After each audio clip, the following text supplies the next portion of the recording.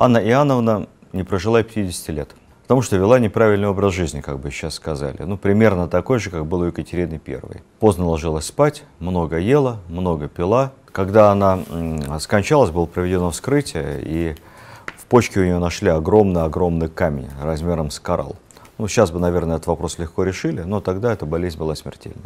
Отходя в мир иной, Анна Иоанновна, конечно, думала о наследнике и придумала такую хитрую схему. Поскольку детей у нее своих не было, а любила она только одного человека, это Берона, то ему, собственно, и хотела оставить Россию, своему любимому человеку. Сделать официально она это не могла никак. Поэтому она назначила его регентом при будущем императоре.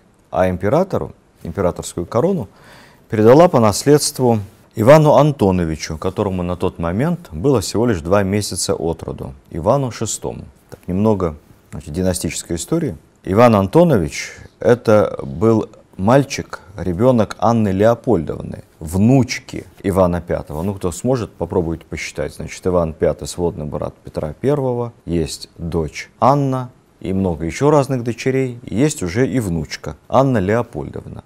Вот у этой внучки есть сын, мальчик Иван. Вот это, соответственно, правнук брата Петра. Вот этому маленькому 2-месячному ребенку и была завещана императорская корона. Это была одна из самых трагических и нелепых судеб в истории русской императорской фамилии, вообще русской правящей династии. Но об этом чуть попозже. Берон испугался.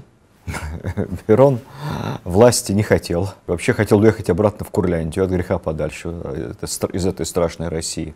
Но, говорят, последние слова умирающей Анны Иоанновны были обращенные к Берону: «Ты не бойся». Ну и вот он скрепился как-то и взял на себя весь груз регенства при фактически младенце-императоре.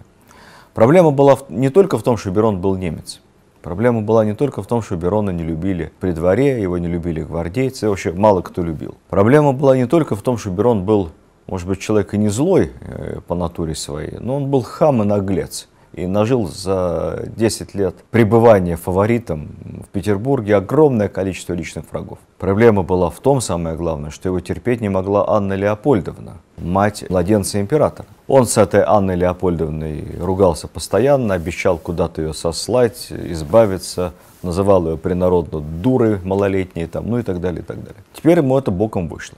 Ну, первые шаги Берона были вполне разумны на посту регента. Опять же, где-то амнистия, где-то чуть-чуть снизить налоги, где-то попытаться навести порядок государственного управления. Так каждый пытается делать, у которого голова на месте. Человек, на которого сваливается вот эта огромная, бесконечная власть. Но все это Берону никак не помогло, потому что, еще раз скажу, вот в нашей такой монархической системе роль монарха определяет все. Как не всесилен был Меньшиков, но достаточно было пару раз топнуть ножкой бессмысленному мальчишке Петру II, чтобы Меньшикова отправили полудержавного властелина с ссылкой в Березов. Как не сильны были бояре при Иване Грозном, но 13 или 14-летним подросткам Иван Грозный просто дал команду псарям затравить кого-то из бояр с собаками. И эта команда тут же на месте исполнялась. Потому что царь, потому что самодержавная система. Ордынская, как многие сейчас говорят. Анне Леопольдовне не хватало только одного, чтобы сместить регента Берона, исполнителя. Исполнитель тут же нашелся. Это был фельдмаршал Миних, другой немец. Человек решительный, человек невероятно честолюбивый, хороший командир, кстати, неплохой полководец. Человек, для которого, как говорится, не вижу цель, не вижу препятствий. Вот она пожаловалась Миниху, как ее обижает Берон. Тот сказал: матушка, разберемся. Ну, чтобы разобраться, Миниху потребовалось одного дня, точнее говоря, одной ночи. Вообще нравы того времени довольно просты. Накануне вечером, как ни в чем не бывало, Миних отужинал вместе с Бероном у него в гостях и буквально через несколько часов вместе с сотней гвардейцев ворвался в резиденцию Берона. Вся охрана регента тут же перешла на сторону мятежников. Причем не знали, где Берон находится, просто бегали по всему его дворцу, врывались во все комнаты, выламывали двери, кладовки, туалеты. Не знали, где спальня его находится. В конце концов, нашли спальню, где спал Берон со своей женой. Берон сначала с перепугу ничего не понял, вообще спрятался под кровать, думая, что не заметит Значит, жена куда-то убежала, заметили, вытащили из-под кровати. Но тут он, так сказать, все-таки как-никак офицер, схватил табуретку, стал отбиваться. Еле-еле его там вчетвером скрутили, причем самую активную роль в этом связывании Берона сыграл адъютант Миниха, знаменательной фамилией Манштейн.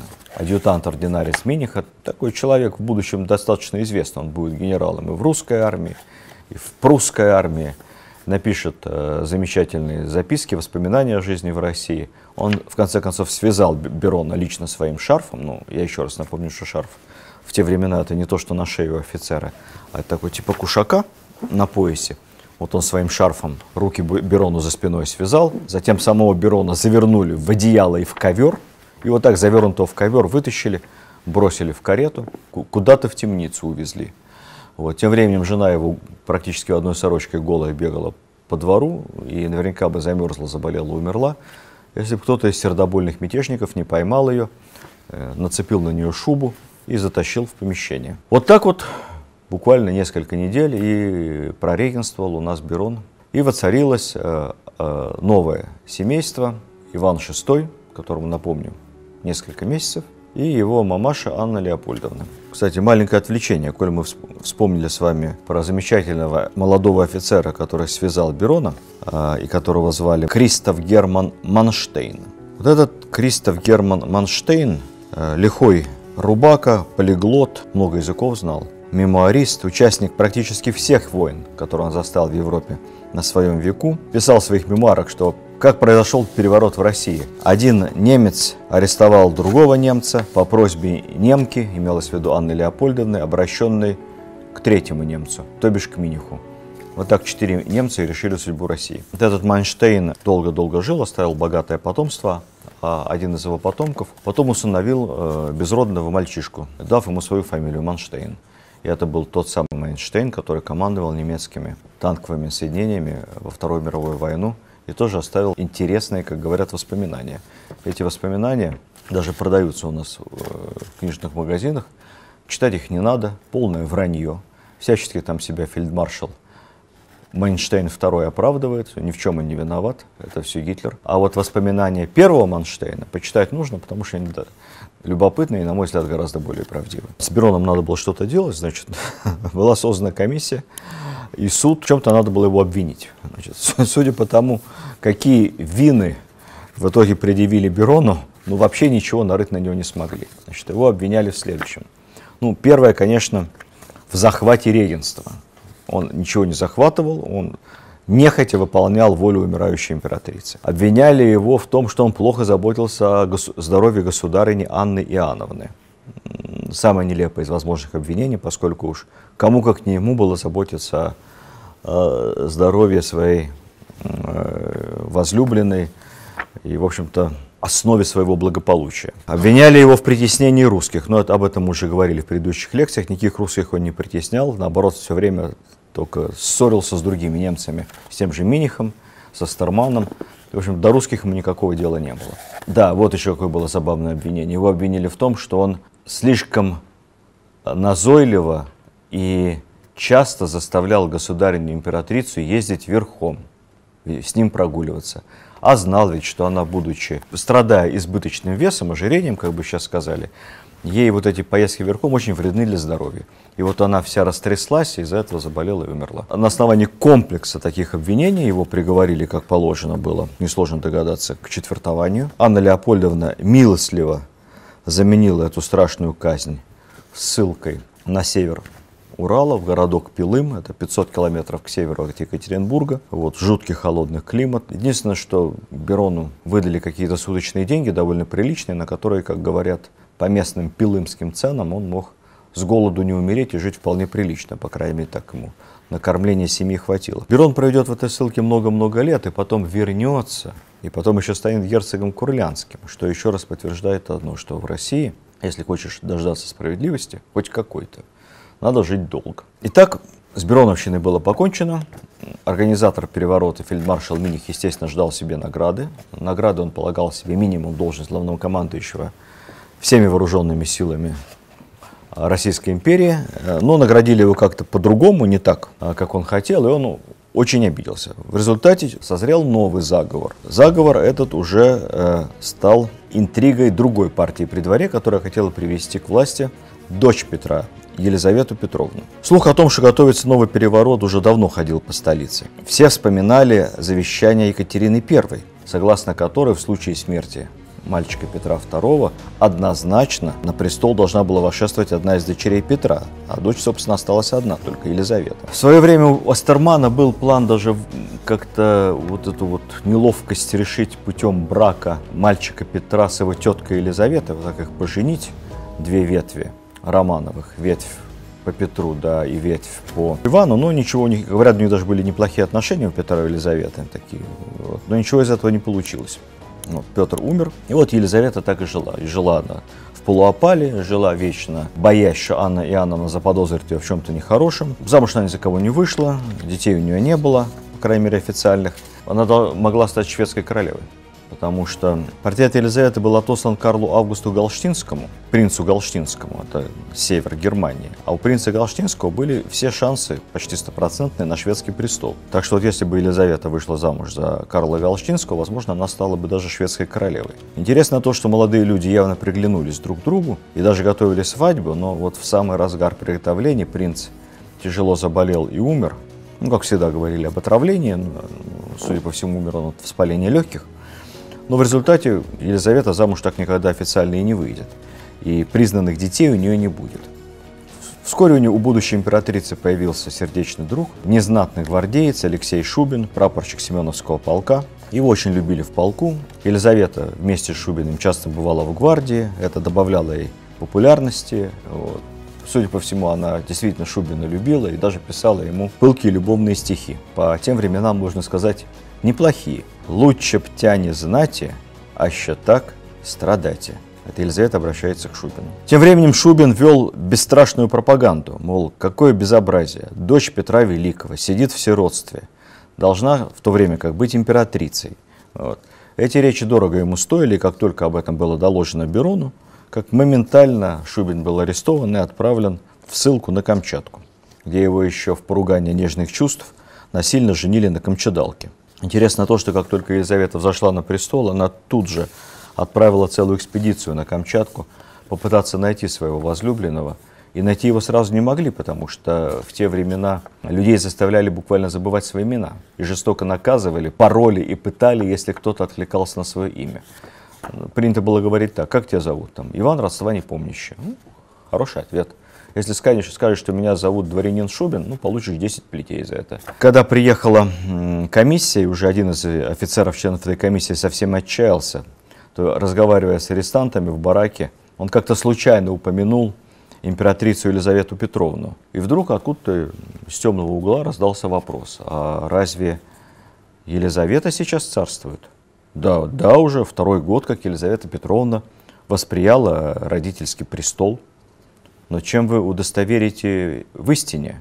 Офицер очень удивился такому велеречивому обороту и представил этому чумазому заросшему арестанту свою подорожную гвардейского офицера. Только в таком случае арестант представился: тогда я и есть тот самый Шубин, которого вы ищете. Шубин был доставлен ко двору, вскоре станет генерал-майором, премьер-майором лейб-гвардии Семеновского полка, сам попросится в отставку. К этому времени сердце Елизаветы уже было занято другим, да и сам он после всех свалившихся на него испытаний в ссылке и на каторге станет настолько религиозным, что в Петербурге ему будет нехорошо. На прощание императрица подарит ему образ Спасителя. И эти святыни после смерти Шубина будут еще долго храниться в церкви, отданной ему в имение деревни. Ну, в общем, мы сильно забежали вперед. Вернемся к заговору и к тому, как Елизавета пришла к власти. Я расскажу вам о том, как произошел образцовый военный переворот, который прошел при участии дочери Петра Елизаветы Петровны. Вообще, удивительно, как она не стала императрицей на год раньше. Дело в том, что, как вспоминал потом Миних, когда гвардейцы в первый раз в 1740 году повезли свергать Берона в пользу Ивана VI и Анны Леопольдовны, гвардейцы искренне верили, что они действуют в интересах дочери Петра Елизаветы. И очень удивились, когда на престоле вдруг оказалась какая-то еще одна немка с каким-то еще одним младенцем. Елизавета была очень популярна. Она была в том числе и благодаря Шубину, о котором я раньше вам рассказывал. Она была своим человеком в гвардейских полках. Елизавета была символом такой национальной идеи. Вообще гвардейцы любили Петра, потому что для них он был таким, значит, кумиром. Все плохое было забыто, все хорошее ассоциировалось с Петром Великим. И вот его дочка. В отличие от Анны Иоанновны, особы крайне малосимпатичной внешне, Елизавета Петровна была, даже по современным меркам, очень приятной молодой женщиной во всех отношениях. С прекрасной фигурой, приятной внешностью. Может быть, чуть-чуть полновато по современным стандартам, не совсем 90-60-90, но в те времена это было более чем. Она скорее была худа, чем полна по тем стандартам. С очаровательным курносым личиком, с обворожительной улыбкой, длинными красивыми ногами, которыми она страшно гордилась. Вообще красавица. Вот все ее описывали как исключительно красивую молодую женщину. И плюс ко всему, представьте, она постоянно приходит в гвардейские полки. Она все время с гвардейскими офицерами вежливо, доброжелательно разговаривает, может с кем-то там выпить рюмочку анисовой водки. Она крестит их детей. Она вот такая настоящая старшая сестра для них. Постепенно вокруг нее формировался круг ее почитателей, ухаживателей, сторонников. В общем, всех тех, кто хотел бы, чтобы действительно настоящая дочь Петра правила страной. Заговор зрел постепенно. Надо сказать, что Елизавета, если и была властолюбивой, то совершенно не была решительной. И никаких активных действий к тому, чтобы захватить власть, не предпринимала. С другой стороны, Остерман, который все эти годы продолжал быть вице-канцлером Российской империи, получал все больше и больше информации, в том числе и письменной, с разных сторон, что в гвардии зреет заговор, который хочет свергнуть Анну Леопольдовну, так же как сверг только что Берона, и привести к власти Елизавету. И в конце концов Остерман не выдержал, пошел к Анне Леопольдовне, и государыне все это рассказал. Дальше Анна Леопольдовна, женщина невеликого ума, как мы понимаем с вами, поступила по-женски. Она, угадайте, что сделала? Пригласила свою сестрицу Елизавету на задушевный разговор. И строго ее спросила: правда ли, Лиза, ты хочешь меня свергнуть и предать меня и государя-императора, моего годовалого мальчика, лютой казни? Елизавета, как пишет в своих воспоминаниях все тот же Манштейн, я зацитирую, прекрасно выдержала этот разговор. Она уверила великую княгиню, что никогда не имела и в мыслях предпринять что-либо против нее или против ее сына, и что все эти известия сообщены только ее врагами, желающими их поссорить и сделать ее несчастливой. После этого она расплакалась. Поплакав друг у друга и обнявшись, они вышли к гостям, заплаканные и будучи в полной уверенности во взаимной любви. Той же ночью гвардейцы сказали: вот видишь, матушка Елизавета, больше ждать некуда, выходим. И все объятия, слезы были забыты. Группа из примерно 400 гвардейцев вышла из казарм вооруженная. Рота гвардейцев, 400 человек, по нашим меркам это батальон на самом деле. При полном вооружении, вместе с Елизаветой. Есть масса описаний, как она обращалась к ним с речами: знаете ли вы, чья дочь? Все кричали: да, ты дочь великого Петра, так следуйте за мной, так следуем за тобой. Я думаю, что все это придумано было потом писателями, скорее всего, они просто подхватили девушку, как это, скорее всего, реально так и было, подхватили ее на плечи, посадили в повозку и потащили, потому что для них она была символом, теперь, так сказать, возможностью карьерного продвижения. А ей, собственно, ступать было некуда, потому что понимала, что этим первым разговором дело не закончится. Елизавета лично разбудила Анну Леопольдовну, растолкала ее и сказала: вставай, сестрица, хватит, одевайся. Анна Леопольдовна ничего не поняла, пыталась сопротивляться. Как можно сопротивляться? В суете хватали одного младенца, другого младенца, рассовывали их по колыбелькам, по коляскам. Я напомню, что императору Ивану Антоновичу VI на этот момент чуть больше года. Его сестрицу сгоряча кто-то уронил на каменный пол. С этого момента она оглохла на всю жизнь. И произошел этот бескровный переворот. Прямо утром следующего дня были подготовлены присяга, манифест о восхождении на престол дочери Петра I. Присягнули все гвардейцы. Провозглашалось, что законность восстановлена. Елизавета I Петровна вступает на престол по законному праву под салют с Адмиралтейской Петровской крепостей. Все выстроенные в каре полки кричали «Ура!». Всем была преподнесена чарка водки. Та самая рота гвардейцев Преображенского полка, в числе, как я сказал, около 400 человек, была преобразована в особое воинское подразделение, которое называлось лейб-компанией. Каждый солдат не дворянин. И в этой лейб-компании тут же получил дворянство, ну и какую-то деревеньку. Дворян пожаловали дополнительно поместьями. Капитаном этой роты стала сама Елизавета. Вот. И эти лейб-компанейцы впоследствии всегда имели особый статус, особые привилегии, несли внутренний караул. Выполняли функции охранников Елизаветы, таких претарианцев. Можно сравнить их, например, любители художественной литературы могут сравнить их с ротой королевских мушкетеров капитана де Тревилля. Опять же, с той лишь разницей, что капитаном здесь была сама императрица. Что можно сказать еще по поводу этого переворота? Есть один очень интересный нюанс. Ночью Елизавета молилась перед иконой за успех своего дела и с ее слов пообещала, что если переворот произойдет успешно, то никогда за все годы своего правления она никого в своей стране не казнит. Как ни удивительно, она этот обет сдержала. За 20 лет правления Елизаветы Петровны в России, единственной стране в мире, не было исполнено ни одного смертного приговора. Вообще. И вообще с той поры, вплоть до 1917 года, смертные приговоры были страшным исключением. Вспомните, Пугачев, несколько смертных приговоров всего лишь.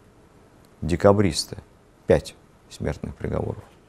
Потом чуть побольше во времена народовольцев, когда все-таки убили императора и много раз пытались убить Александра II и потом Александра III. Но собственно, вот это практически отказ власти от лишения жизни своих подданных начался с Елизаветы Петровны. Вещь совершенно немыслимая для того времени. Кстати, она много говорит о ее характере, ведь она могла и какой-нибудь другой обет перед иконами дать. Например, казнить лютой смертью, четвертовать, колесовать всех врагов России. Или там посадить на кол всех узурпаторов. Все можно, императрица. Но она дала такой обет. И, наверное, это, еще раз повторюсь, много говорит о ней как о человеке. Сразу после восшествия на престол были арестованы Астерман, наконец-то, переживший 4 императоров, Миних и другие. Естественно, Следственная комиссия нашла за каждым из них огромное количество преступлений, злоупотреблений, взяток и прочее, прочее, прочее. Конечно, Следственная комиссия и суд постановил каждого из них казнить, Астермана колесовать, Миниха четвертовать. Был установлен эшафот прямо около здания 12 коллегий в Петербурге. Огромная собралась толпа, все осужденные уныло брели. Кстати, в отличие от одного из Миниха, который шел гладко выбритый, как вспоминали, в напудренном парике, в полной форме фельдмаршала, с высоко поднятой головой. Но прямо на эшафоте объявили о милости Елизаветы, о том, что она всех их помиловала и помилует впредь всех осужденных и просто отправляет в ссылку. Миних, перед тем, как подняться на эшафот, достал кошелек с деньгами и отдал его караульному. На эшафоте также с высоко поднятой головой выслушал указ о помиловании, пошел вниз, попросил обратно кошелек у караульного. Кошелек ему уже не отдали, сказали, об этом указа не было. И он уехал в ссылку, туда же, куда раньше сам отправил Берона, в Пилым, на Северный Урал. Астерман также, по злой иронии, был сослан в те же самые места, куда ранее он сослал Менщикова и Долгоруких, в Березов. С ними со всеми высказали желание ехать их жены. Елизавета объявила, что не имеет на жен опалы. И если они хотят, то, пожалуйста, пусть едут.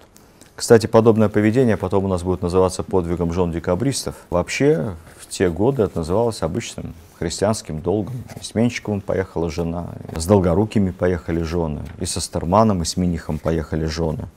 Кстати сказать о декабристах, немного отвлекусь. Советский взгляд на историю, поскольку мы декабристов романтизировали, мы целое кино сняли про то, как героические декабристки поехали за своими мужьями в ссылку на каторгу. Из 137 приговоренных к ссылке декабристов к ссыльно-каторжным работам. Сколько поехало? Они не все были женаты, там всего женатых было человек 90. Так вот, из 90 в Сибирь поехало 5. Все остальные продолжали чудесно себя чувствовать, или не очень чудесно в Петербурге и в Москве. А например, из 3000 солдат, которые были после восстания декабристов также сосланы, кто на Кавказ, кто в другие дальние гарнизоны. Все жены поехали, солдатские. И ни у кого-то не вызвало никаких вопросов, это было само собой разумеющееся.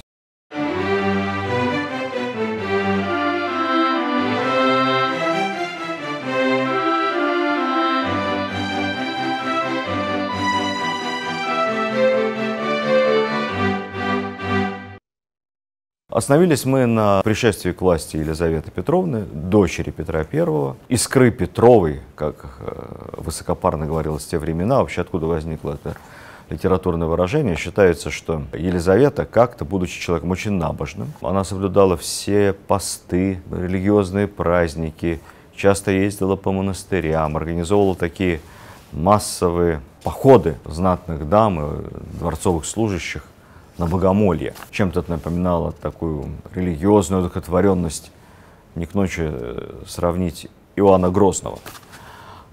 Ну, правда, при Елизавете все это было очень весело, никаких репрессий, такой, знаете, своеобразный даже тимбилдинг для дворцового персонала. И вот во время очередного своего похода на богомолье она встретилась с епископом Тверским и сказала ему: «Узнаешь ли ты меня?» Ну, конечно, епископ не мог ее не узнать. Я думаю, что он там за несколько дней молился, думал, что бы попросить. Он ответил так образно, долго-долго всматривался ей в лицо и сказал: «Узнаю. Ты», ну, обращаться на «ты» было принято государем в те времена, «ты искра Петрова». Это лестная, не всегда заслуженная для Елизаветы характеристика, попала во все ее биографии. Не исключено, что было кем-то придумано, но красиво. Вот, значит, искра Петрова, войдя на престол, собственно, чем она должна нам запомниться? Если вы посмотрите разного рода художественные фильмы последних лет, сериалы Первого канала, Второго канала, вот все, что касается сериала, например, Екатерины, там очень большую роль играет Елизавета, поскольку Екатерина долгие годы при дворе Елизаветы жила. Ну или посмотрите хорошие докудрамы современные, как, например, Романовы, Леонида Парфенова «300 лет Российской империи». Я все их рекомендую посмотреть, потому что вообще лучше всегда судить об истории из разных источников. Чем больше читаешь людей даже разных подходов, иногда даже политических взглядов, тем интереснее. Так вот, если вот все это посмотреть, то Елизавета предстает таким очень сусальным образом. Такой сплошной позитив. Вот. Я недавно пересмотрел серию Романовых, докудрамы про Елизавету. Идеальный правитель. И университет она открыла, и таможню внутренне отменила, 2 войны выиграла, милосердна была невероятна, там, смертную казнь запретила, единственной в Европе, а может быть и в мире в те времена. И прочее, прочее, прочее, прочее. И сама, значит, гимназии и школы открывала начальные. И таможню учредила или как-то развила ее особо. Академию художеств создала. Это все отчасти так. С одной лишь оговоркой, что, конечно, ничего она лично этого не делала. Она подобрала, окружила себя довольно толковыми ребятами, надо сказать.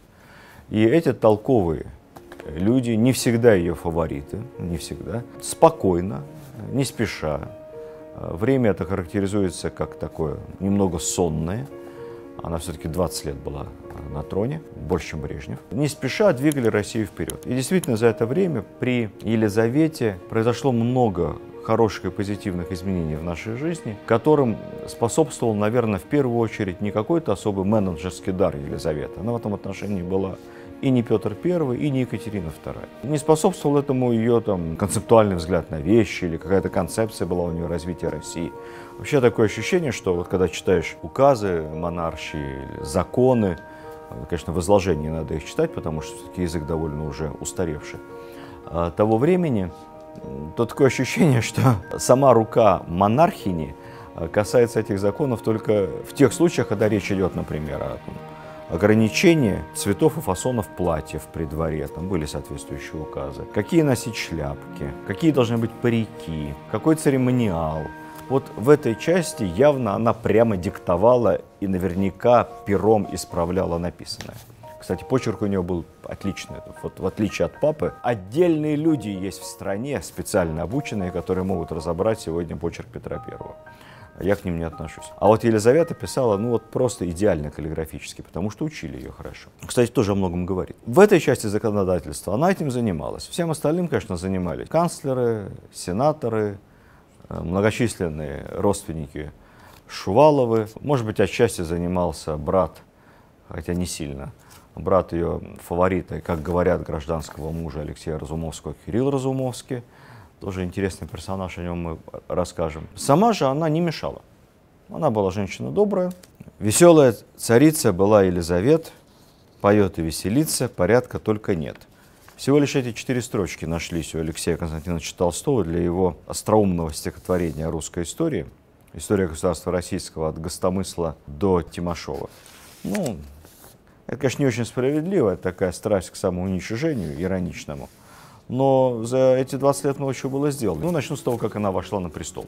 И, кстати, само вошествие на престол, коронационные торжества в Москве по поводу вошествия на престол Елизаветы в 1742 году уже многое говорят об ее характере. Это были невиданные по своей пышности празднования.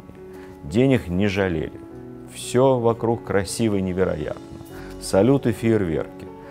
Красной кумачевой материи были не только построены специальные красные ворота, через которые процессия проходила, так ехала в сторону Кремля. Фасады домов, вдоль которых проезжала императорская процессия, были тоже обтянуты красной материей. Ну, не знаю, что там с окнами было, наверное, дырочки вырезали. Представляете, сколько это стоило по этим временам?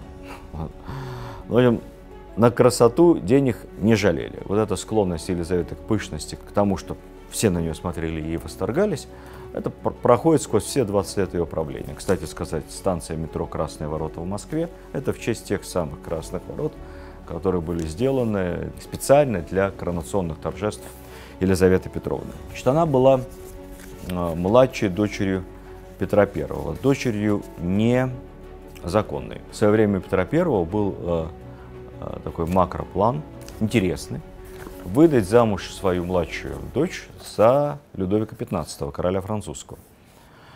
Ну, был исторический прецедент, как мы знаем. В свое время Генрих I, король французский, женился на дочери Ярослава Мудрого, Анне Ярославне. По этому поводу есть огромное количество разных историй, весьма близких к истине и очень лестных для русского характера, потому что, начиная с того, что Анна Ярославна была хорошо образована, умела и читать, и писать, и, судя по всему, не только по-русски, но и, возможно, и по-гречески, и, может быть, даже немного по-латыни. Подписывалась она по-латыни. Вот. В то время как король Франции Генрих I ерундой не занимался, он все-таки мужчина, охотник, рыцарь. Вот. Поэтому писали и читали за него специально обученные монахи. И Анна Ярославна, как говорится в легендах, плакалась, что пообщаться, в общем, поговорить не с кем. Вот. Все книги, которые были в тот момент при Парижском дворе, это были те книги, которые привезла с собой Анна Ярославна из Киева. Ну, безусловно, была она одним из самых образованных людей тогда при французском дворе. С тех пор много чего изменилось, и Франция стала крупнейшей, сильнейшей державой Европы. И, конечно, для Петра I выдать замуж свою дочь за будущего короля Франции, Людовика XV, было амбициозным и честолюбивым замыслом. Ничего не получилось. Много причин, много было на этот счет переписки, мнений, дипломатических интриг. Я думаю, что 2 причины были главными. Первое, Петр I сам ушел в мир иной, просто не дожал эту идею. Да и, собственно, Россия при нем, конечно, развивалась совсем другими темпами, чем при его последователях и последовательницах. Пробудь Петр на троне еще лет 10-15, может быть, и все получилось. Во-вторых, все-таки Елизавета была незаконнорожденной дочерью Петра I. Мы об этом забывать не должны. Она была рождена не только вне брака официального, но и, как считается, при живом, куда-то там запропастившемся, об этом мы ранее говорили, муже супруги Петра I, будущей супруги Петра I, Марты Скавронской или Екатерины Василевской, там, неважно, как мы будем сейчас звать, будущей императрицы Екатерины I. Вот, поэтому незаконнорожденная дочь сильного, но уже ушедшего в мир иной императора Петра не считалась французским двором ровней. Поэтому замужеством ничего не получилось. Но поскольку Елизавету к этому замужеству готовили серьезно, с ней занимались французским языком, она говорила на французском как на родном, немного читала французскую литературу того времени, хотя вообще читать она не любила. Вот, собственно, с Елизаветы, как считается, началась такая галломания при русском императорском дворе. До этого больше увлекались, собственно, Голландией, Германией, больше говорили по-немецки, по-голландски. А вот Елизавета, она французский шик запустила. Интерес к французской культуре, к опере, к изобразительному искусству, к архитектуре Франции и Италии. Это все начинается при Елизавете. Есть интересный момент, что когда-то Петр I увидел свою дочь Елизавету, маленькую еще тогда, за чтением французской книги, и воскликнул: «Вы счастливы, дети мои, в молодых летах вас приучают к чтению полезных книг, а я в своей молодости лишен был и книг, и толковых наставников». Не знаю, говорил ли это Петр на самом деле, но то, что так оно было в действительности, это факт. Так вот, когда в 1717 году Петр I приехал в Париж, и известно, есть эпизод, когда он на руки берет молодого Людовика, чуть ли не подбрасывает его в воздух, поднимает, целует, королю Франции на этот момент лет 7. И Петр говорит: вот, всю Францию держу в руках. Французские аристократы, которые видели это, чуть не упали в обморок от такой фамильярности. Ничего, мальчишке понравилось. И вот именно за этого, собственно, короля он и собирался свою дочку выдать замуж. Но, еще раз, не получилось. А жаль. Кстати, если говорить роль о чтении, то вот в отличие от Екатерины II, Елизавета любовью к чтению не славилась. Более того, она считала, что это для здоровья не полезно. Вот говорила сестра моя старшая Анна: много читала, от этого умерла молодой. Для девушек это не нужно, красоте вредит. А вот в части женской легкомысленности и любви к моде, к нарядам у Елизаветы было все хорошо. Общеизвестный факт, что после ее смерти в гардеробе Елизаветы нашли 15 тысяч ее платьев. Не говоря уже о тысячах чулок, сотнях отрезов материи дорогой для производства новых и новых платьев. В общем, страшно даже представить, сколько это стоило российской казне. Судьба этих платьев, я пытался разобраться, куда все эти платья делись. Вот. Судьба их неизвестна.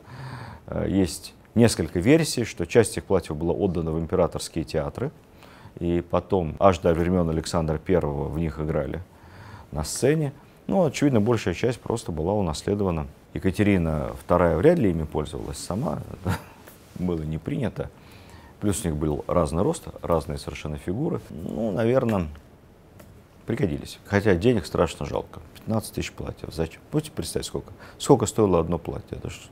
Как же можно было развить инфраструктуру российской империи? Сколько дорог построить можно было? Почему так много платьев? Потому что Елизавета была не просто доброй и веселой девушкой, она была настоящей красавицей. Об этом есть много подтвержденных со всех сторон и совершенно не противоречащих друг другу свидетельств. Вот я эти свидетельства вам сейчас просто зачитаю. Жена английского посла пишет: дочь Петра красавица. Она очень бела, она чрезвычайно веселого характера и вообще разговаривает и обходится со всеми весьма вежливо. Испанский посол, герцог де Лирия: принцесса Елизавета такая красавица, каких я редко видел. Прекрасные глаза и рот, превосходная шея и несравненный стан. Явно ценитель женской красоты. Генерал-фельдмаршал граф Миних: императрица Елизавета была очень стройна и хороша собой, смела на лошади и на воде. И, несмотря на полноту, ходит так скоро, что все вообще, а дамы в особенности, едва за ней поспевают. Петр I, помните, он тоже ходил с такой бешеной скоростью, что все за ним просто бежали. Вот. Гены. Свидетельству фельдмаршала я бы доверял даже больше, чем послам и их супругам, поскольку дипломаты должны писать что-то хорошее, тем более дипломатическую почту могут вскрыть, прочитать, и там, не дай бог, напишешь плохо о красоте императрицы, навсегда испортишь отношения с державой. Вот. А фельдмаршалу Миниху быть благодарным Елизавете было не за что. При ней его чуть не колесовали, так что чудом избежал смерти. Будущая Екатерина II, тогда еще великая княжна, так описывала маскарад 1744 года, для которого по высочайшему приказанию дамы переоделись мужчинами, а мужчины дамами. Это была вообще такая любимая фишка Елизаветы, поскольку она была выше среднего роста, по молодости очень стройной, с прямой очень спиной, с такими длинными ногами. Вот ей мужские наряды очень шли, так считалось. Поэтому она любила такие маскарады с переодеваниями. На этих переодеваниях, переодевшись в форму офицера русского, выглядела Елизавета очаровательно. Как вы понимаете, не всем эти маскарады нравились. Я думаю, что кроме нее они вообще никому не нравились. Особенно не нравились мужчинам. Представьте себе, как чувствовали себя мужчины во всех этих 16 юбок. шляпки. Кстати, так она и писала. Из всех дам мужской костюм шел вполне только к одной императрице. Ни у одного мужчины я никогда в жизни моей не видала таких прекрасных ног. Нижняя часть ноги удивительно стройна. Я цитировал это в кавычках. Кстати, назывались эти балы переодевания метаморфозы. Никита Сергеевича Михалкова есть такой замечательный цикл спектаклей по Бунину и Чехову. Называется «Метаморфозы». Кто не видел, я крайне рекомендую. Очень интересно. На тот момент, когда об этом писала Екатерина, Елизавете было уже сильно за 30. Это уже, мы помним Бальзака, преклонный возраст для женщины по тем временам. И она, конечно, растолстела. После 35 Елизавета издала очередной указ, по которому все дамы на балах должны одевать только свободные платья. Уделяя очень большое внимание своей внешности, Елизавета, конечно, и любая женщина, а в случае с императрицей, обладающей абсолютной властью, конечно, с неким гипертрофированным чувством, ревновала к красоте других женщин. Вот однажды Елизавета обрила себя наголо, вы не поверите. Там какие-то проблемы у нее случились с волосами. То ли она посыпала их какой-то неправильной пудрой, и эта пудра никак не смывалась никакими средствами, никакими дегтярными мылами, ничем. Шампуня не было. Почему? Потому что шампуни делают из чего? Шампунь делают из нефти. А нефти тогда не добывали. А потом нефть и немножко ароматизаторов. Вот то, чем вы моете голову. Тогда волосы мыли натуральными средствами. Яйца, желтки, белки, ну, максимум какое-нибудь натуральное было. И вот она никак не могла отмыть себе голову от этой пудры, поэтому поступила кардинально, побрилась наголо. Ну и что делать? Приказала всем придворным дамам и вообще всем дамам, которые появляются во дворце, тоже побриться наголо. Ну и носить, соответственно, парик типовой, пока волосы не отрастут. Обидно же одной. Художники рисовали Елизавету строго в анфас. Вот на всех портретах у нее красивое, правильное лицо, строго в анфас. Почему в анфас? Потому что она была курносой. Вообще, мне кажется, курноса так симпатично. Вот. Но Елизавете это не нравилось. Тогда в моде были строго все. Римский профиль. Вот. Поэтому императрица на портретах строго в анфас. Вздорная была, конечно, она девушка, скажем так. С одной стороны, конечно, человек был добрый. И это очень важно, потому что вот эта ее искренность, ее доброта, она очень положительно вообще влияла на нравы империи. Впервые, внимание, при Елизавете запрещаются пытки несовершеннолетних в процессе дознания. Ну, раньше пытать детей, в порядке вещей. Более того, она издает несколько рескриптов, которые не запрещают, но всячески не рекомендуют использовать вообще пытку в качестве дознания в процессе следствия. Ну, царская рекомендация многого стоит. И, конечно, вот эта роль тайной канцелярии и пытошных, она при Елизавете совсем не та, что была при Анне Иоанновне. Уж не будем вспоминать Петра Великого. Вот там уж там со зверствами все было в порядке. Ей все время жалко людей. Вот она неоднократно она ездила когда по Петербургу, там, по центральным улицам, и видела на улицах пьяных, и в конце концов не выдержала, и просто повелела запретить все питейные заведения в центре столицы. Ну, а заодно тут же этот запрет распространился и на Москву, на центральной улице Москвы. Это прекрасное, благое начинание. Недолго способствовало снижению пьянства и алкоголизма, как бы сейчас сказали, потому что бюджет Российской империи стал терять так много денег, что потихонечку все вернулось на круги своя. Но порыв был такой вполне горбачевский, такой, лигачевский, такой, искренний и правильный. Вот не нравились ей пьяные на улице. Когда 1 ноября 1755 года в далекой-далекой Португалии произошло одно из самых грандиозных в истории того времени землетрясений, и Лиссабон был буквально в течение нескольких минут стерт с лица земли, погибли тысячи людей. Елизавета Петровна долго рыдала, читая об этом новости. Даже выделила большую сумму на восстановление города. Португальцы должны быть ей обязаны.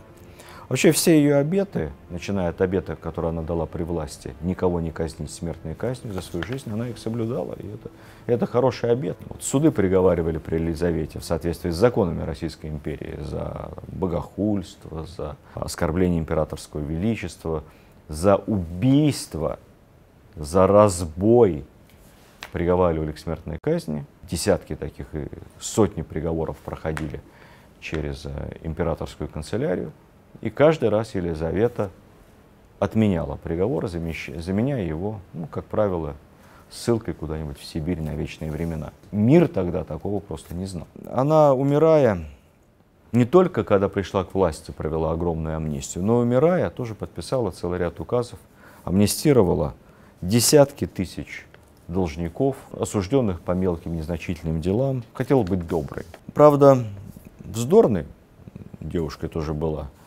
Не раз, и не два, и не три, и не 10 она могла надавать пощечин прилюдно придворным дамам за какую-нибудь невинную провинность. Ну, например, велела императрица не ходить с розами и с цветами в прическах высоких. Ну, так, чтобы не выделяться на ее фоне. А они раз, и опять розу себе в прическу. Ну, неважно, ты графиня там, или баронесса. Возьмет императрица ножницы, так скажет, на колени встала, отстригает этими ножницами локон вместе с розочкой. Ножницы отдает, по щекам отхлещет баронессу. Ну, все, иди, дура, свободно. В следующий раз не пытайся выглядеть краше, чем государыня. Нам это кажется дикостью, ну, а по тем временам что-то было. Почти полоскала. Елизавета всю жизнь панически боялась переворотов. Вообще считается, что она не спала чаще 2-3 ночей в одной комнате. Комнат во дворце было много, и вот она все время спала в разных комнатах. Все время, помимо охраны, соседние комнаты тоже были заняты придворными дамами, зачастую по 3-4, которые тоже спали. Чтобы попасть в комнату к императрице, надо было сначала разбудить всех этих дам, то есть поднять большой шум. В комнате с Елизаветой она боялась темноты. Все время горели свечи, кто-то находился. Она часто просыпалась во сне. Ей снились кошмары, она кричала. Возможно, ей снилось, что она точно так же лишается престола в результате военного переворота, как лишила она свою предшественницу Анну Леопольдовну. Есть легенда такая в разных источниках, что если она начинала кричать во сне, то специально представленный человек подходил к ней, клал ей холодную ладонь на лоб и говорил: «Лебедь белая, лебедь белая». От этого белолицая лебедь Елизавета умиротворялась и засыпала. А вот этот вот человек с холодными руками, который таким образом ее умиротворял, всегда потом получил дворянский титул и специальную фамилию Лебедев. Ну, может быть, это и легенда. Кстати сказать факт, уже во взрослые годы, он очень любила, когда ей чесали пятки перед сном. И этой милости добивались многие знатные дамы, потому что пока императрице чешешь пятки, много о чем можно ее попросить. И много о чем можно договориться под хорошее настроение. Поэтому дело это было весьма почетным и востребованным. Она была ужасно суеверна. Есть целый ряд историй, по-разному излагаемых, но все примерно об одном и том же. Я одну из версий расскажу. Когда канцлер Бестужев принес ей на подпись императорский указ об объявлении войны Пруссии, Россия вступала в Семилетнюю войну, она написала своим красивым почерком, обмахнула перо в чернильницу, написала «Е» с завитушками, потом задумалась о чем-то. В этот момент на перо села муха, чернила капнули, образовалась ужасно некрасивая клякса на тексте указа, и Елизавета сочла это дурным предзнаменованием. Она отложила перо и сказала: нет, войны не будет, указ не подписываю. Вот, и канцлеру, и всему правительству пришлось потом не одну неделю бегать за императрицей, доказывая ей, что все-таки пришло время России вступить в эту грандиозную европейскую Семилетнюю войну. Кому интересно, почитайте. Можете еще посмотреть фильм «Гардемарины». Я не помню какие, кажется, 3-й «Гардемарины». Там прекрасно изображено одно из сражений этой большой войны, которая по сути своей была мировой войной, предтечей мировой войны. Семилетняя война, в которой Российская империя с большим успехом при Елизавете Петровне поучаствовала.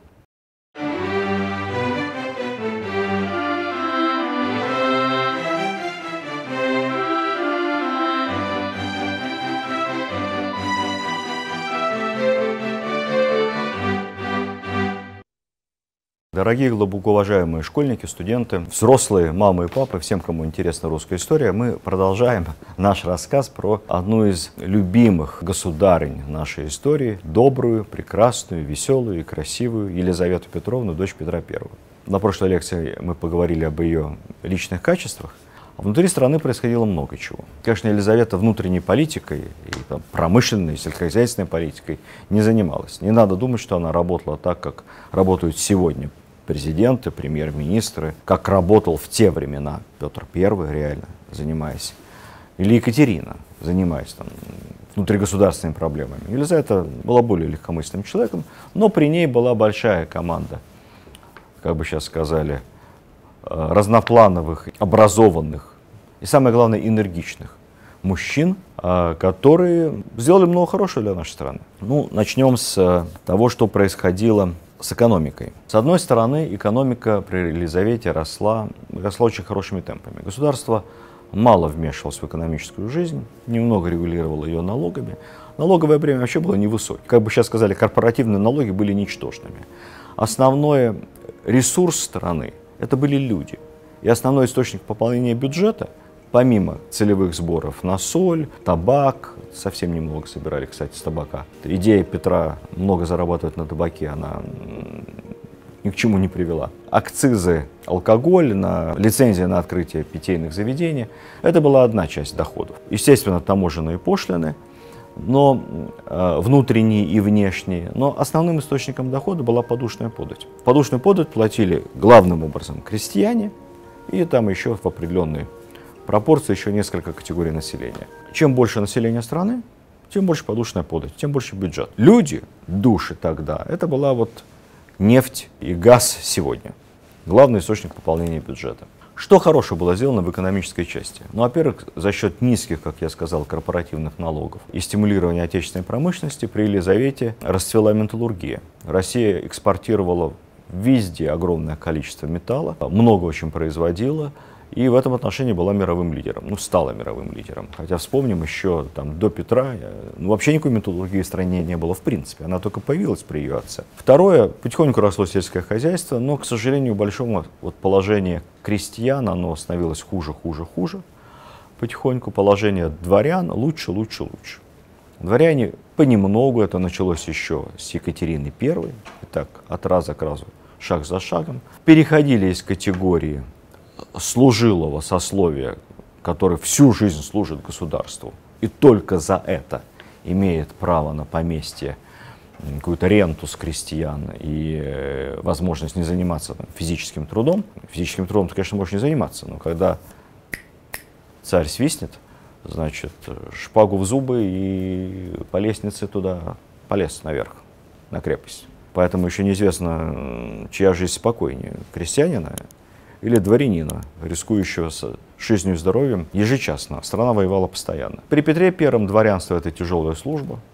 При Елизавете все больше и больше поблажек. В частности, дворянских детей записывают в полки теперь с 3-4 лет. Будучи детьми и подростками, они понемногу росли по службе. Получается, что солдатами уже никто не служил.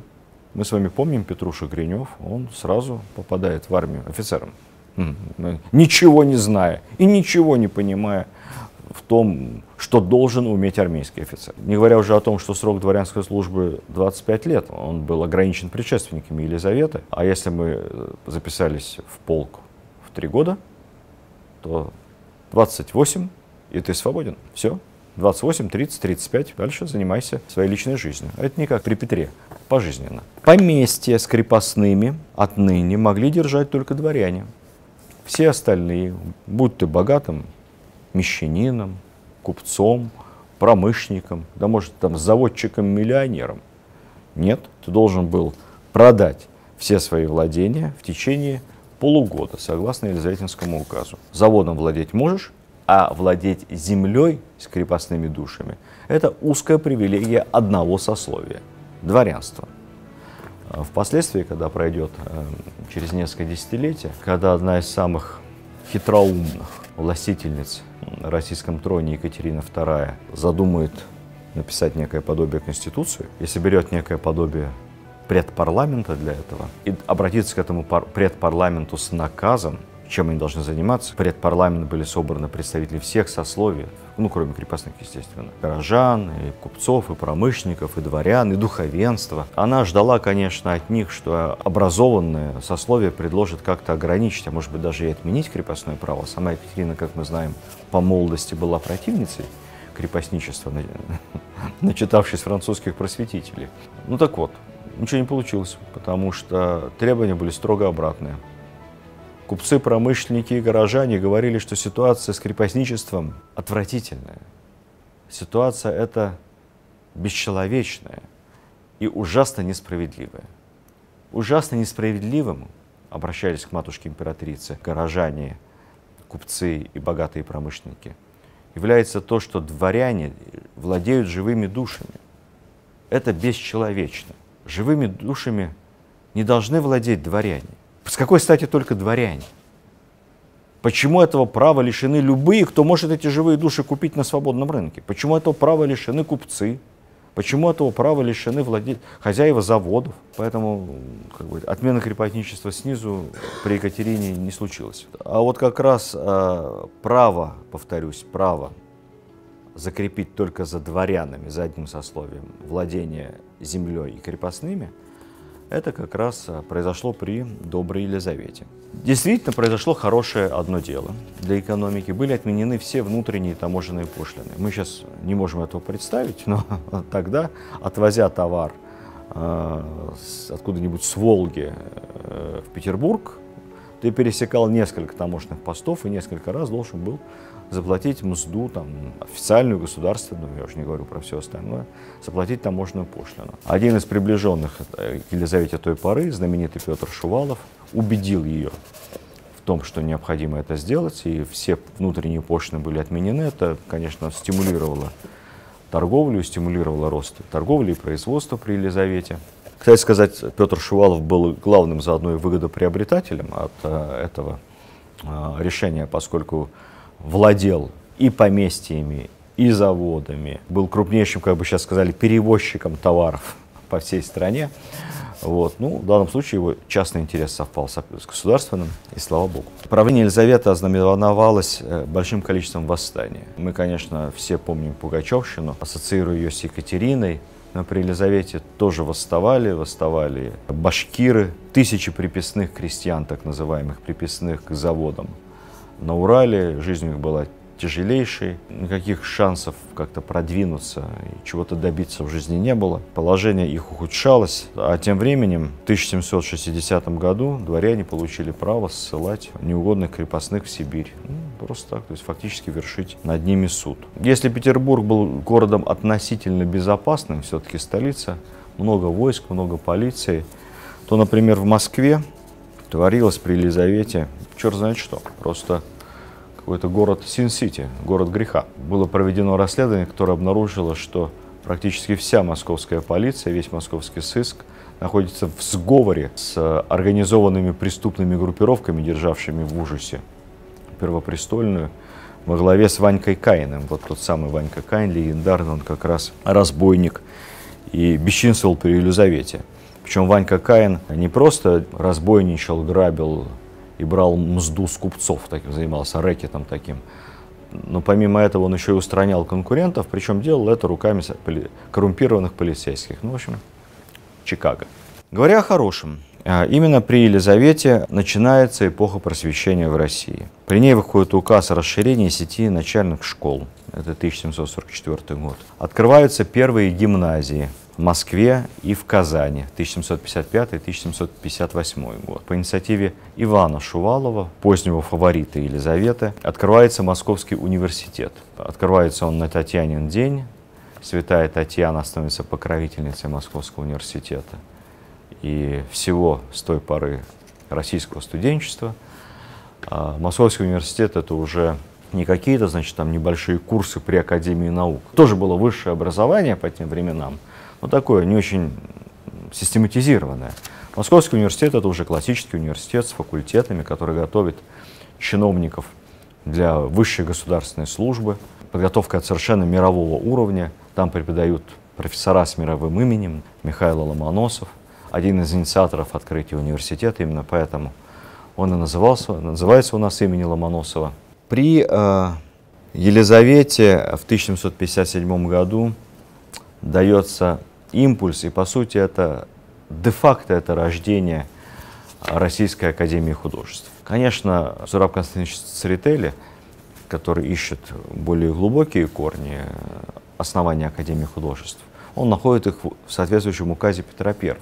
Действительно, Петр I подписал указ о создании Академии художеств, но только создана она не была. Потом в каких-то таких ограниченных форматах она существовала, за небольшие, как бы сейчас сказали, спонсорские меценатские средства. Действительно полноценным большим учреждением Академия художеств становится при Елизавете.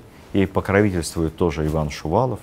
Иван Шувалов очень необычный человек, любит науки, любит искусство, поддерживает ученых, поддерживает живописцев. Впервые направляет тогда живописцев в Италию на долгие времена на обучение искусствам, скульптуре, архитектуре.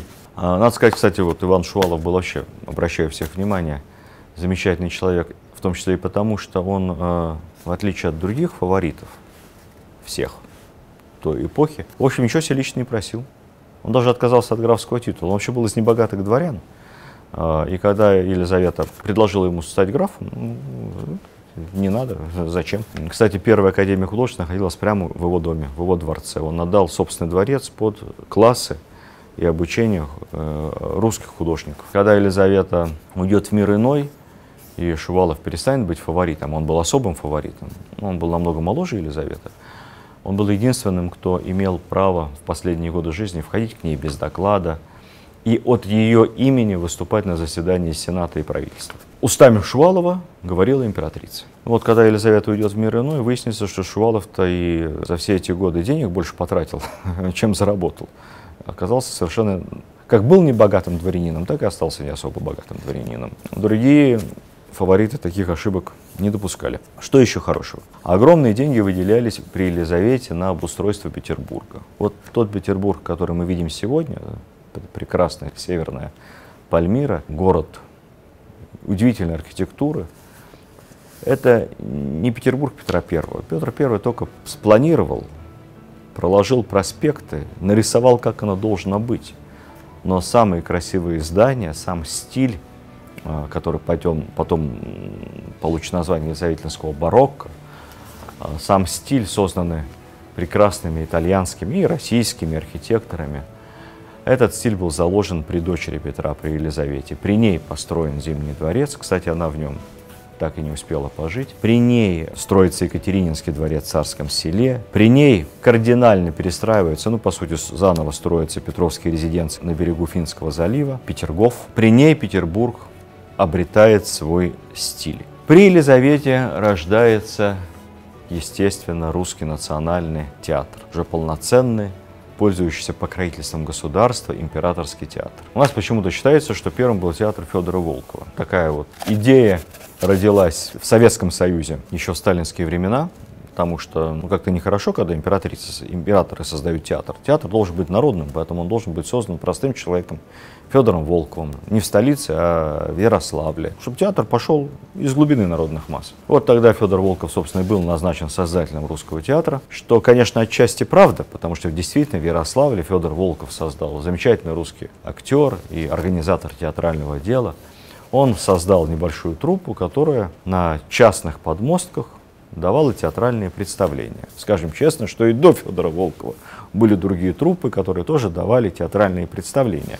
На других частных подмостках просто, может быть, не так сохранились в истории. А почему сохранилась история о труппе Волкова? Потому что когда Елизавете внушили мысль о необходимости создать свой государственный императорский театр, то для создания этого театра она пригласила не абы кого, а пригласила профессионала, у которого уже был соответствующий опыт, и была своя труппа. Она пригласила Федора Волкова. И Федор Волков создает в Петербурге в 1756 году уже первый государственный театр, который в будущем назовут Александринским. Поэтому у нас первый театр считается театр Федора Волкова в Ярославле, а первый государственный театр – это Александринский драматический, почему-то имени Пушкина, никто про это не знает. Александринский драматический, императорский имени Пушкина. Театр сейчас, плюс ко всему, называемый еще и первым национальным театром России. Этот театр создан Елизаветой. Говоря в целом о внутренней политике Елизаветы, продолжается расслоение общества все больше и больше, дворянство совершенно отдельное сословие с отдельным блоком привилегий, говорящим уже тогда, это начинается, на другом языке. Чем образованнее становится дворянство, тем меньше оно говорит по-русски. Тем больше уже впервые при Елизавете оно начинает говорить по-французски. Дальше это разовьется и достигнет своего апогея уже в XIX веке при Александре, когда русский язык станет для российского дворянства иностранным. Говорить они будут по-русски зачастую хуже, чем по-французски или по-английски, а писать будут совсем плохо. Но есть этому хорошее дело. Появилось первое непоротое поколение дворян. При Елизавете прекращается практика телесных наказаний для дворянства. А это важно, потому что появляется большой слой людей с чувством собственного достоинства. Дуэль и распространение дуэлей при Елизавете и потом при Екатерине, как с ними не борется государство. Это на самом деле знак того, что люди ощущают, что такое честь и что такое свое достоинство. И чем больше в стране людей с собственным достоинством, тем по-другому строится жизнь в этой стране. Благодаря гимназиям и начальным школам, созданным при Елизавете, доступ к образованию получают не дворяне. Дети купцов, чиновников. Это тоже очень хорошо. В общем и в целом можно сказать, что 20 лет внутренней политики Елизаветы – это первый шаг к политике просвещенного абсолютизма, созданной и достигшей своего апогея позже при Екатерине II. И, наконец, о войнах. Были две важных войны, две больших войны, о которых надо помнить. Ну а мы с вами, как любители военной истории, конечно, не должны забывать, как мы подписывали мир с шведами в Финляндии, на их территории. Берлин просто брали походя без боя. В первый, далеко не последний раз.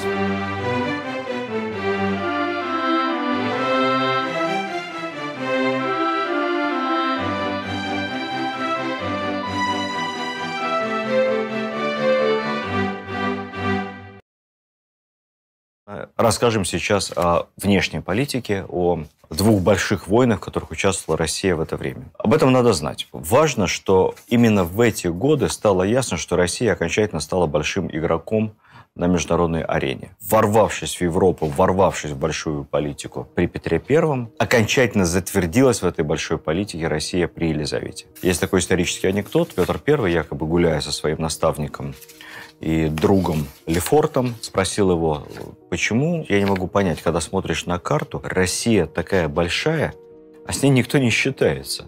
А европейские державы, вот эта вот Голландия, она такая маленькая, и германские герцогства такие маленькие, а все вынуждены с ними договариваться. Лефорт улыбчиво сказал, государь, Россия большая, но у нее очень маленький политик в Европе.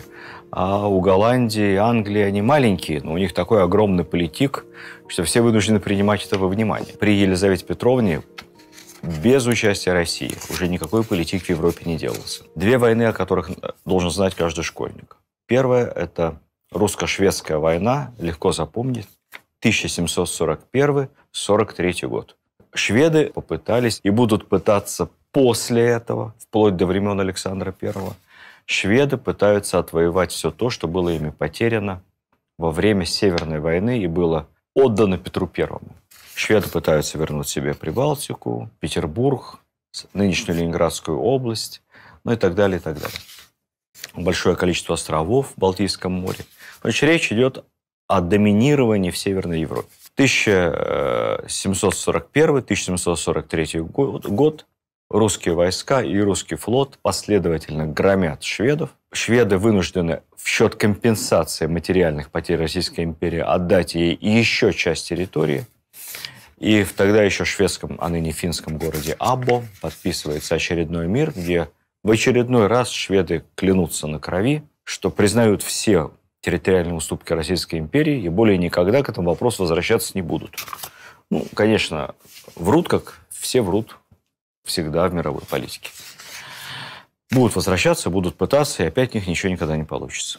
А вот другая война – это вообще отдельная тема для размышления. Я говорил вам в прошлой лекции, что рекомендую пересмотреть замечательнейший сериал «Гардемарины вперед», одна из серий которого посвящена как раз событиям Семилетней войны. Что такое Семилетняя война? Началась она в 1756 и продолжалась 7 лет до 1763 года, охватив не только территорию Европы, но территорию Америки, Азии и даже Африки. Боевые действия велись везде. Количество только великих держав, принимавших участие в этой Семилетней войне, это Англия, Франция, австрийская тогда еще империя, масса германских государств и в первую очередь Пруссия, растущий военный монстр германский, возглавляемый энергичным и талантливым военачальником Фридрихом II.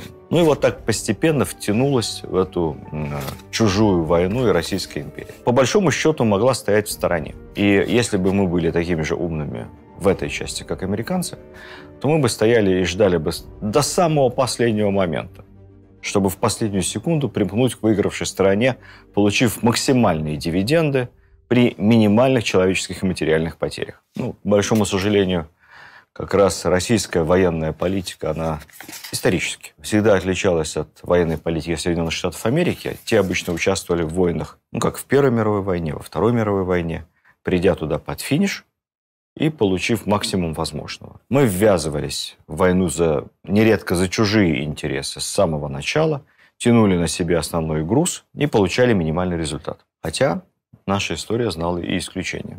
В данном случае мы ввязались по настоятельной просьбе нашего союзника Австрийской империи.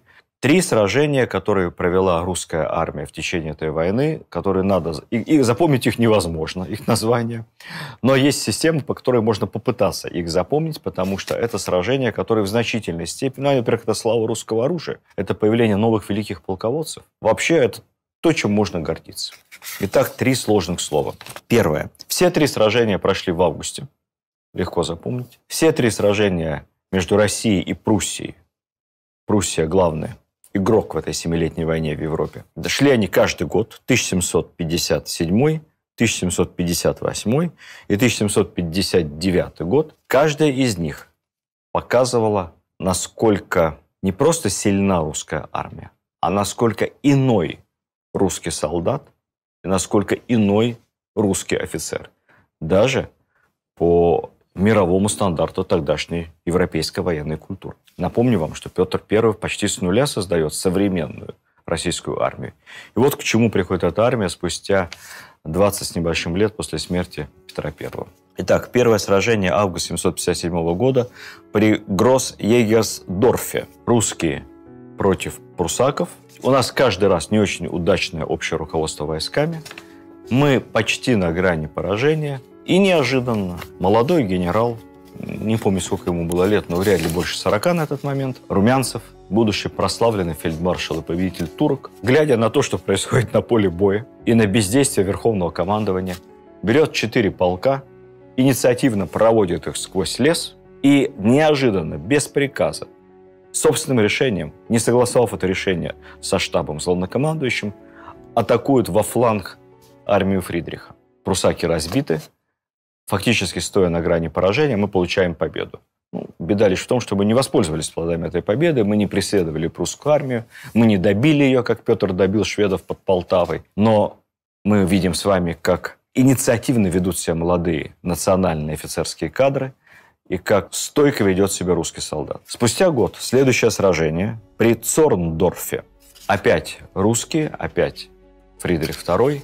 Фридрих II атакует без остановки, используя лучшую в Европе кавалерию, лучшую в Европе артиллерию. Самый свой излюбленный метод косой атаки вымуштрованными прусскими войсками. Почему надо запомнить? Цорндорф. Это самое кровопролитное сражение, если принимать во внимание пропорции убитых и раненых к участникам. Ну, наверное, оно даже более кровопролитное, чем Бородинская битва. Одно из самых кровопролитных в истории европейских войн того времени. Ничья. Русские стоят насмерть, прусаки сделать ничего не могут. Ну, естественно, каждый рапортует о победе, но это ничья. И именно после этого Фридрих II произносит свою бессмертную в своей правильности фразу. Этих русских солдат мало убить, их еще надо повалить. Потому что наши стоят, их повалить невозможно. И спустя год, третье сражение, опять сложное немецкое название, Кунерсдорф.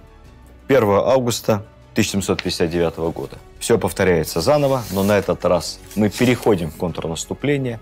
Это тотальный разгром великого Фридриха II, тотальный разгром его армии. Он еле спасается с поля боя сам. Это бегство, сопоставимое с бегством Карла XII с Полтавского поля боя. Это как березина для французов. Фридрих пишет, что империя пала, все потеряно. В одном из писем, отправляемых домой, с гонцом он указывает: готовьтесь собирать вещи, скорее всего, это конец. Но мы опять не преследуем, мы опять стоим, топчемся, не воспользовались плодами этой победы. Было даже целое судебное разбирательство потом. Почему мы остановились и не преследовали Фридриха? Фридрих умудрился, надо сказать, с невероятной энергией собрать за данные ему пару месяцев передышки новую армию. Таким образом, вся мировая история пошла по другому пути. Потому что представьте себе, вот что бы было, если бы мы добили тогда Фридриха. Значит, не было бы Пруссии, значит, не было бы потом объединения Германии Бисмарком, значит, не было бы Второго и Третьего рейха, и, возможно, не было бы мировых войн. История не знает условного наклонения, но интересно посчитать, что бы произошло, поведи себя командование русской армии при Кунерсдорфе в августе 1759 года чуть-чуть более энергично и решительно. Мы занимаем Берлин. Ну, правда, тогда взятие Берлина, это все-таки был не 45-й год. Фридрих не защищает Берлин, для него столица не там, где столица, а где его палатка походная. Вот поэтому бог с ним, с Берлином. Мы входим туда практически без боя, находимся в Берлине 2 недели, получаем громадный выкуп от берлинского магистрата, 200 тысяч талеров, очень много золота в счет компенсации всех расходов русской армии на транспортные издержки Петербург, Берлин обратно. Ну, приятно все-таки. Вот. 2 славные победы. При этом Россия не воюет ни разу с Турцией при Елизавете Петровне, что редкость большая. Мы с турками воевали вообще все время без остановки. Но вот эти 20 лет были удивительным измерением. Мы не воюем с Персией на Кавказе, что тоже удивительно и приятно. То есть действие концентрируется на западном направлении. Но зато мы потихоньку расширяем нашу территорию.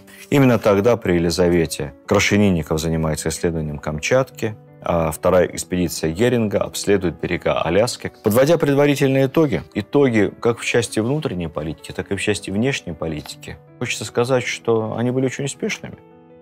Посмотрите, 2 выигранных больших европейских войны, расширение и освоение новых территорий на юге, на востоке, плюс развитие экономики, промышленности, убрали таможенные барьеры, просвещение, образование. Казалось бы, Елизавета пела, веселилась, переодевалась в свои бесчисленные 15 тысяч платьев, но страна-то жила и развивалась. И, может быть, именно это симпатичное время такого постпетровского, спокойного, самое главное, не жестокого застоя, с такой симпатией и с такой ностальгией потом и вспоминалась. Она, знаете, она как Брежнев. Она и войдет в нашу историю как такая добрая императрица, при которой никого не терзали, а вроде бы все было хорошо. Елизавета Петровна вот с тех пор, как она не смогла усилиями своего отца выйти замуж за Людовика XV, короля Франции, а потом была очень грустная, я рассказывал о ней раньше, история ее сватовства со шведским принцем, так и осталась незамужней. Легко запомнить, кстати, Елизавета Петровна, королева-девственница, и Елизавета I английская, которая, правда, жила существенно пораньше, тоже была королева-девственница, тоже незамужняя, и тоже при ней Британия достигла больших успехов. Но, в общем, девственницами, конечно, ни та, ни другая не были. У Елизаветы за 20 лет было определенное число фаворитов, не секрет. Я перечислю лишь несколько фамилий. Конечно, Разумовский, Шувалов, Бутурлин, Нарышкин, Шубин, молодой, когда она еще совсем была, тоже молодой офицер. Помните, мы о нем говорили 3-4 лекции назад. Лялин, Бекетов, наверное, были какие-то еще. И в этом отношении она не была ни развратной, ни, наоборот, слишком скромной. Это была общая практика. Забегая вперед, и личная жизнь Екатерины II тоже была ничем не выдающимся по сравнению с нравами в Европе XVIII века. Тогда. Фаворитизм в то время был совсем не тем, что сегодня. Фаворит – это почти официальная должность. Он присутствует на официальных мероприятиях. Он на полшага сзади, рядом с императрицей. Он может быть облечен высокими государственными должностями, а может быть и нет. Вот, например, Иван Шувалов, о котором мы говорили ранее, не натаскивал на себя титулов и полномочий, как тот же Меньшиков, другие фавориты екатерининские, более поздние. Но он вполне внятно и четко от своего имени формулировать волю императрицы. Были даны такие полномочия. То есть фаворит – это почти официальная должность. Выделим 2. В первую очередь ровесники Елизаветы. Они были ровесниками, Алексей Разумовский. Романтическая фигура. 1709 года рождения. Вообще звался он по рождению Алешка Розум. По предкам, видимо, был такой умный, поскольку по-украински розум – это разум, ум. Юношей Алешка сбежал от отца, простого украинского казака, жил где-то у дьячка, пел на клиросе. И вот однажды некий полковник Вишневский набирал певчих для придворного хора. Так Алешка Розум и попал в Петербург, где случайно познакомился тогда еще совсем не с императрицей, а с великой княжной Елизаветой. Так он стал ее возлюбленным. Вообще, после прихода к власти Елизаветы за Разумовским утвердилась слава ночного императора. Много говорят о том, что у них были внебрачные дети, доказательств прямых нету, но небезызвестная княжна Тараканова как раз выдавала себя за дочь Елизаветы и Алексея Разумовского. Алексей Разумовский становится графом. Неизвестно, был ли он действительно только фаворитом, поскольку много свидетельств разных, косвенных, что все-таки тайно венчался с Елизаветой, где-то в подмосковном Перово. Поскольку эти свидетельства никак не были подтверждены документально, то есть не было брачных документов с подписями и печатями, то есть такая интересная история, что после кончины Елизаветы Петровны Екатерина, посланец императрицы, вручил Разумовскому указ о признании его императорским высочеством в случае, если Разумовский предъявит какие-то бумаги, подтверждающие, что он действительно был венчан, как все считали, так, между собой, как все считали, что он был венчан с Елизаветой. Далее цитирую. «Разумовский пробежал указ о признании за ним титула высочества, тихо встал с кресел, подошел к комоду, вынул из потаенного ящика бумаги, обвитые в розовый атлас. Он развернул эти бумаги и стал с благоговейным вниманием их читать, не прерывая молчания. Прочитав бумаги, он поцеловал их, подошел к образам, перекрестился со слезами на глазах и с приметным волнением, подойдя к камину, бросил бумаги в огонь и опустился в кресло». Таким образом, был или не был венчан Разумовский с Елизаветой, остается тайной. Скромный или, может быть, осторожный Алексей Разумовский навсегда отказался от претензий на какое-то особое титулование, либо на особую роль в империи. Вообще все вспоминают его как человека, поскольку он был с самых низов, сын казака, певчий в церкви. Все вспоминают его как человека доброжелательного, никогда не рвавшегося к власти, не жадного. Единственным недостатком которого, если это можно считать недостатком, если он крепко выпьет и с кем-то крепко повздорит, то может дать кому-то в нос. Но потом, правда, всегда извиниться и поцелуют виноватого. Неплохой, наверное, был человек. Государственными талантами он, не знаем, обладал ли, но никогда в государственные дела не вмешивался. У него был, правда, младший брат. Брата звали Кирилл.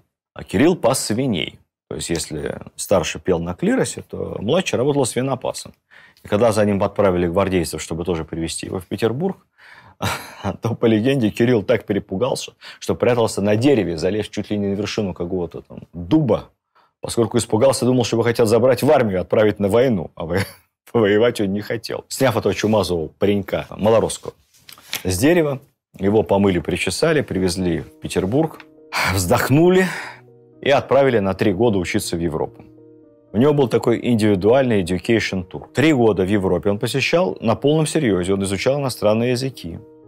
Он посещал лекции известных профессоров. С ним занимались лучшие европейские учителя того времени. И главное, он много ездил и смотрел, как живет мир. И вот буквально за 3 года малороссийский свинопас превратился в довольно симпатичного, светского молодого человека, который в возрасте, по-моему, то ли 19, то ли 18 лет по возвращении в Россию получил ответственное поручение. Он стал президентом Российской академии наук. Этим он немало поспособствовал росту российской науки, потому что в науках он особенно не разбирался, но после европейского своего гранд-тура искренне полюбил просвещение и всячески помогал ученым и профессорам. Состояние его было безмерным. Елизавета одарила братьев десятками тысяч крепостных душ, огромными поместьями. Все это проесть было невозможно, поэтому вот и помогал Российской академии наук как мог. Теперь несколько слов о втором из могущественном фаворите Иване Шувалове, я о нем рассказывал. Он был намного моложе Елизаветы, это действительно был очень талантливый молодой человек, способствовавший подъему науки, просвещения, фактически основатель Московского университета, фактически основатель Российской академии художеств. Еще скажу одну очень важную вещь. Российская академия художеств тогда и Российская академия художеств сейчас – это 2 очень разных заведения. Потому что Академия художеств сейчас – это такое очень красивое объединение лучших российских художников. Это стать академиком Российской академии художеств, которую возглавляет горячо любимый Зураб Константинович Церетели, это получить высшую степень профессиональной оценки в художественной среде. А Российская академия художеств тогда – это просто учебное заведение, это как школа искусств. Ну, не хочу сказать детская школа искусств, там не дети учились. Ну, это как институт, где учат рисовать, лепить, немного строить. И архитекторы в том числе рождались выпускниками Академии художеств. То есть это высшее учебное заведение. Это очень важно для развития страны. Это очень важно для украшения страны. А мы говорили с вами о том, как много внимания Елизавета и Шувалов придавали украшению Петербурга.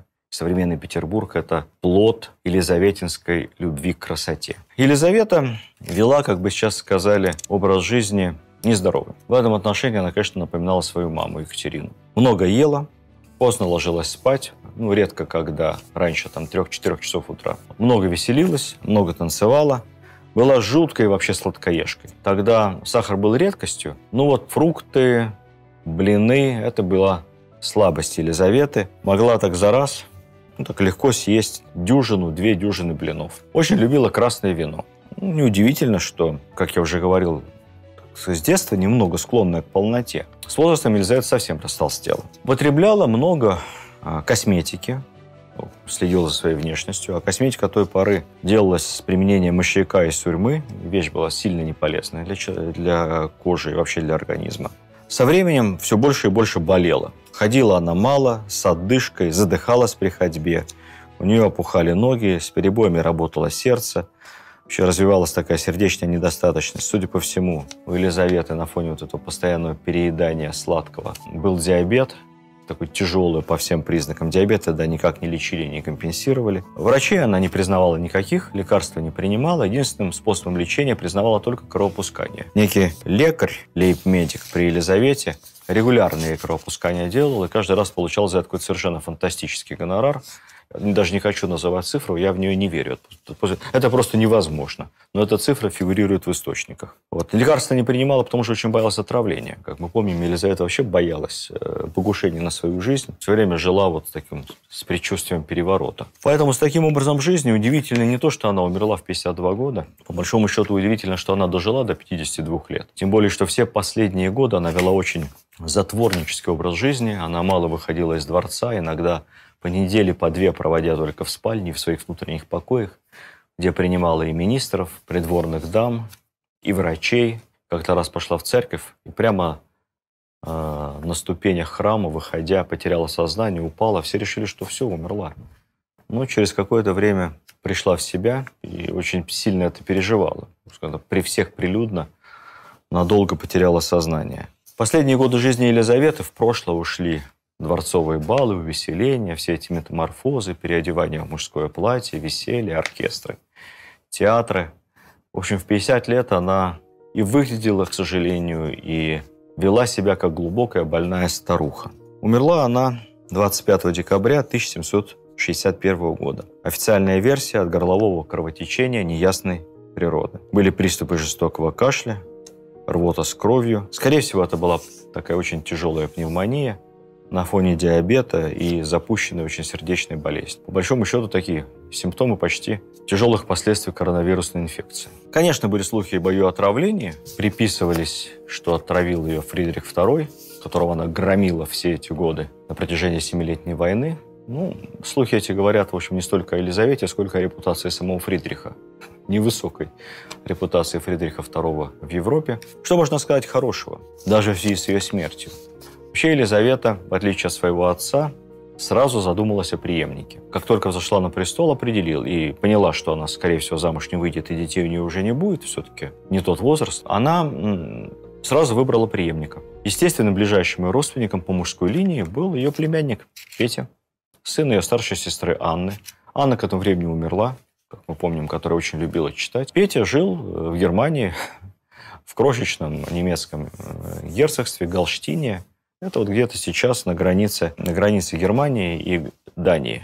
Вот где-то там. Елизавета вызвала его из Германии, привезли сюда, обласкали, тут же дали ему дворец в Ораниенбауме. Кстати, кто не был в Ораниенбауме, обязательно посетите. Это на фоне Петергофа или Царского Села менее раскрученная императорская резиденция, но, поверьте мне, очень-очень-очень интересно. Ему дали дворец в Ораниенбауме, ему дали орден Андрея Первозванного, кажется, ни за что, ни про что, за происхождение. Назначили наследником престола и отправили учить русский язык, математику с историей, которую он знал очень плохо, закон Божий. В Россию прибыла и будущая супруга Петра III, немецкая принцесса. Принцессу звали София Фредерика Августа Ангальд-Цербская. И было ей всего лишь 15 лет. В семье ее звали Фике, сокращенно от Фредерика, а мы ее все будем знать как по русскому ее имени после крестин, как Екатерину. Екатерину II или Екатерину Великую. Ну что ж, если бы Елизавета Петровна оставила после себя только этих двух наследников, только Петра III, о котором сказано было очень много плохого, но который очень мало плохого сделал, на самом деле, и об этом мы поговорим отдельно, и Екатерину, о которой и сказано много хорошего, и сделала она немало хорошего, но и плохого, о чем мы тоже поговорим. Вот если бы она оставила только таких наследников, то только ради этого нам стоило бы к ней хорошо относиться. Это был хороший выбор и наследника, и его супруги.